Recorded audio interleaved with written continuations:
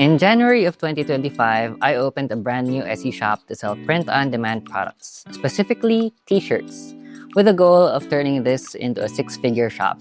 And today, I'm going to be sharing with you my results for the first 100 days of running this store, as well as the strategies that I have been using. If you're just finding this channel, hi, my name is Jai, and lately I have become very interested in finding and building online businesses, or as some like to call them, side hustles. I'm no stranger to Etsy because I have been selling digital products for almost a year now, but I wanted to branch out to print on demand to see what kinds of opportunities are out there. More specifically, I chose to try to sell apparel on Etsy with Printify as my main production partner. And I started this video series to kind of document and test different strategies and tips that I have been picking up from other Etsy experts, as well as mixing in some of my own personal experience. So I'm not doing this with any sort of coaching. I haven't bought any courses about print on demand, but I'm just figuring things out along the way. Without further ado, let me show you what's been going on in my Etsy store. So if you haven't seen the first video in this series, I actually ended my first 2 months, that's from January 16 to March 15, with just one t-shirt sale. I did get 17 other orders during that time, but those were for digital products that I was selling as a loss leader. So quick explainer, a loss leader is a low-price product designed to attract customers with the hope that it leads to bigger and more profitable sales down the line. And my intention was to get some early traction to signal to the algorithm that my shop is worth buying from, and hopefully rack up some 5-star reviews, but that didn't exactly happen. One thing I've noticed is that reviews are harder to get for digital products compared to physical ones. In fact, my very first review came from the one t-shirt sale that I made, and I was lucky that the customer happened to be a regular Etsy shopper who actually left a review. Of course, since it was a physical product, I had to wait about a week for it to be delivered before that review came in, but I'll take it. Now, here's where the dates get a little messy, but please bear with me. Let's talk about this period from March 16 to April 30. During this time, I got my second t-shirt sale on March 20th, which was about 10 days after my very first t-shirt sale. For some reason, there was a big spike here in views, but after that, it became a mix of both digital and physical product sales. In total, I sold 32 shirts and 33 digital products during this period. And I do think that those digital product sales help boost my shop's visibility in search results. Having that first 5-star review also really helped to build trust. And people started leaving more reviews here and there, and they were mostly 5 stars. Ironically though, the first non-5-star review I got was a 4-star review, and it was for one of my digital products, which is funny because even though those were the products I was banking on to get easy 5-star ratings, I got a 4-star review from that. So I guess some people just won't give a perfect score even if they like a product. Anyway, let's zoom out a bit and look at the overall results from the middle of January when I started posting listings to the end of April. In that time, I received 82 total orders, 33 for t-shirts, and 49 for digital products. February got 10 orders. March doubled that and got 20 orders. And then we got more than double of that with 52 orders in April. So there's been some growth, which I'm really happy about. Now, in terms of revenue, Etsy shows here that I made about $1,000 during this period. But that's not entirely accurate because it doesn't include any of the money I charged for shipping. So I charged $5.75 for shipping, which is just a little below Etsy's recommended $6 shipping rate to get that boost in the algorithm. Also, if you haven't seen my last video, this might be a surprise, but yes, I do run Etsy ads. Now on my ads dashboard, I started running ads at the end of January, and in total, I had spent $537.48 and got back $748.57. So that's a ROAS of 1.39, which as you may tell isn't that good, but I did get 63 orders from my ads. I'm using Allura's accounting feature here to get an overview of my finances for the whole 100 days, or technically 105 days. and it converted the amounts to my currency, which is the Philippine peso. But it says here that my revenue is around 68,000 pesos, which is equal to about 1,195 US dollars, which is now including the extra amount that I get for charging for shipping. My costs is about 43,000 pesos or about 756 US dollars. This includes ad spend and the other Etsy fees like listing fees and processing fees. But this doesn't include the money that I spent on Printify to fulfill my orders. I'll compute that later. But it says here that my profit is about 25,000 Philippine pesos, which is about $439. So minus my shirt costs, which I have computed to be around $623, that gives me a true net profit of about negative $175. So as of the end of my first 100 days, well, technically 105 days, I'm still not profitable.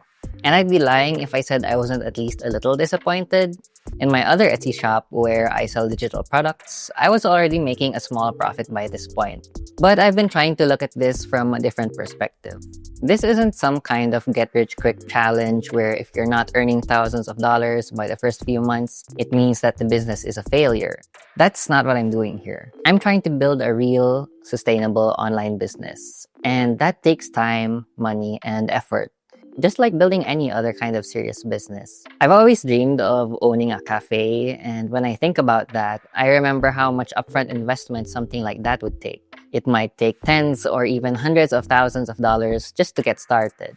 So in comparison, starting this kind of business, trying to build a small clothing store, I've only invested under $200 so far. And sure, that's not counting all the hours I've put into designing and listing. But honestly, at this stage, those hours are just part of the labor of love I'm putting in for my future. So yeah, on days when I feel discouraged or tempted to give up, I try to shift my mindset back to that. Now for the next part of this video, I want to talk through some of the strategies that I have been using and reflecting on whether they have been helpful or not. First, let's talk about my print provider, Printify. Out of all the print providers that I had researched, Printify consistently had lower base costs, especially for t-shirts. I've been selling both Bella Canvas tees and comfort colors. And based on my reviews, customers are really happy with the quality of the shirts and the print, even though I use Printify Choice, which automatically assigns a production partner. Printify works with a network of different print providers, and even though I let the platform decide where my shirts get printed, I haven't had a single complaint so far. Second, as a graphic designer, I genuinely appreciate how clean and intuitive their platform is. It's been the easiest one to use out of all the ones I've tried. And recently, they made an update that made personalization so much easier, which has been a huge time saver for me. For example, if I have a design that has a customizable aspect like a date or a name, I just add a placeholder in the design, turn on personalization in the product settings, and when an order comes in, I simply edit the text before sending it off. Before this feature, you had to manually duplicate the product and create a custom order each time, but now it's streamlined, and that's been especially helpful because I've already sold 13 shirts with personalization. Which brings me to my next strategy. Should you offer personalization or not? At first, I assumed that adding personalization would lead to more sales. But after 100 days, I've sold 20 shirts and none of them had any personalization. So in my case, it didn't seem to make a big difference in the numbers. That said, the real purpose of personalization is to help customers feel a deeper, more emotional connection to your product. But if your design already does that, maybe it makes them laugh, or it's tied to something specific like their job or hobby, you might not need personalization at all. In fact, those kinds of designs like funny phrases, cool graphics, or niche references are easier to list because you don't even have to do any extra work. You just upload and publish. No custom editing required. Another strategy I've been focusing on lately is creating more unique, one-off designs, rather than my old approach of making one template then cranking out 20 slight variations of it. So far, these more original designs have actually been getting sales. They do take more time to make, so I try not to overthink each one. If a design looks good enough, I'll take it. You've probably heard the saying, done is better than perfect. And it's true because As sellers, we don't get to decide what becomes a bestseller. The market does. That's why big companies test products with focus groups before going all in. But since we don't have that kind of luxury, our version of testing is just putting the design out there. You have to be willing to list it, even though you're not 100% sure that it'll succeed. This brings me to strategy number 4, testing mockups. Your mockups or listing images play a huge role in how well your product performs. They're often the first thing that catches someone's attention in search results, so it's worth putting some time into getting them right. Lately, I've been experimenting with different types of mockups, some with models, which I purchased from Etsy shops, and some that are just flat lays. And one thing that I've noticed is that the type of mockup that works best really depends on your target audience. For example, I've noticed that people who are into cottagecore or softer aesthetic styles tend to respond better to mockups that include a model. Something about seeing the shirt styled in context on a person with a cozy or natural vibe makes the design more relatable. On the other hand, for more edgy or vintage-inspired designs, I've seen better results with clean, flat lays and let the design speak for itself. In some cases, too much styling on a model might distract from the design. So my advice here is to test them for yourself. Try different mockup styles based on the vibe of your design or the niche you're targeting, and see what gets better clicks or conversions. Finally, when it comes to running ads, I've been keeping a close eye on how my Etsy ad campaigns are performing. And honestly, it's been a bit of a mixed bag. From the beginning, my main goal with running ads wasn't necessarily to make a profit right away. I was using them more as a data gathering tool to figure out which listings get the most clicks, what kinds of keywords Etsy is associating with my products, and which designs are actually drawing in traffic. That said, with the low profit margins on t-shirts, the ad spend starts to quickly eat away at whatever small profit I might be making. So while ads have been helpful for learning, I have to set some limits to how much I'm willing to spend on data gathering. And because of that, I've started to seriously reconsider whether it makes sense to keep them running. And spoiler alert, I eventually did decide to turn them off, but I'll dive deeper into that in a future video. And that wraps up my first 100 days selling print on demand on Etsy. It's definitely been a learning experience, some ups, some downs, but overall, I'm still excited about where this could go. If you've made it this far, thanks so much for watching, and I hope sharing this journey helps you with your own Etsy goals. Whether you're just starting out or looking to test new strategies, if you have any questions or if you've had a different experience with any of the strategies I've mentioned, let me know in the comments. I'd love to hear how things are going for you too. And I'll see you in the next one.